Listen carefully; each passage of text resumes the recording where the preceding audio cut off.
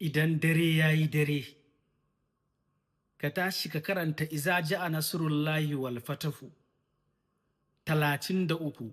Idan dare ya yi dare, jauhul laili, tsakar dare, la ilaha illallahu.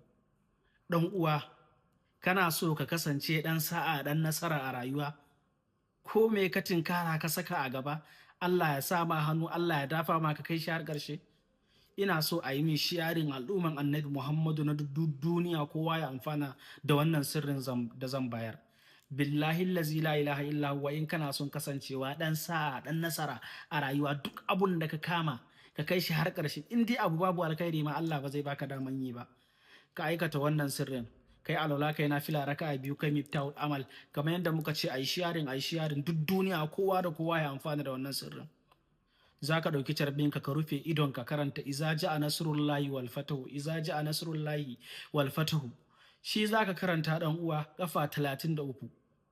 Billahi allazi la ilaha illa huwa, in ka aikata wannan sirrin na kwana 1 ko 2 ko 3, zaka sha mamaki a cikin al'amuranka. In kana asara zaka daina yi, in baka samu ne zaka dawo samu, al'amuranka za su ɗoru akan daidai kamar yadda kake so, albarkacin manzon Allah.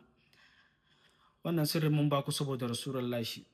Wayanda suke bukatan fatahi da dafa'i da jalabi, kofofin arziki su bude, taurari su bude, ko kuma ana yawan maka alƙawari ba a cika alƙawarin, kofofin samun ka sun rufe, ko kuma ka je an bincika maka taurarinka ne sun rufe, kake so su bude, albarkacin manzon Allah. Wannan sirrin sabulun, ko kana sana'a ko baka sana'a, ko kana aiki ko baka aiki, wannan sabulun billahi lazi zai taimaka ma a cikin rayuwanka.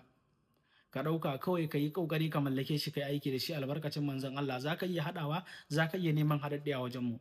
Akwai man shafawa na farin jini na samun ɗaukaka a cikin rayuwa. Akwai kuma kwalli na mallaka. Kwalli ne wanda in dai kana so ka mallaki wani ɗan adam a nan gidan duniya, billahi lazi la ilaha illa huwa, 24 hours ya yi wa ka mallake shi. Sai dai in ka zo sa kwallin ba ka kira sunansa ba, amma in dai dare ka kira sunansa, ka sa kwallin a idonka, billahi lazi sai ka mallake shi 24 hours. Za ka iya mallakan mai gidanka, za ka iya mallakan budurwanka, za ki iya mallakan saurayinki, kowa zai iya aiki da shi, albarkacin manzon Allah.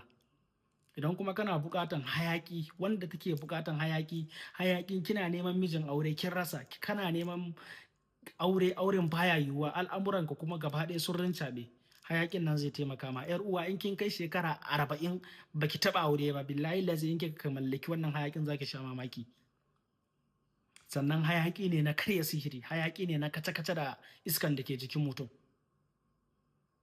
Duka za ku iya mana magana akan nambobinmu da ke kan profile. Sannan wannan hayaƙin, wanda yake fama da matsalar rariyan hannu ma zai taimaka masa da shi da sabulun, duka albarkacin manzon Allah.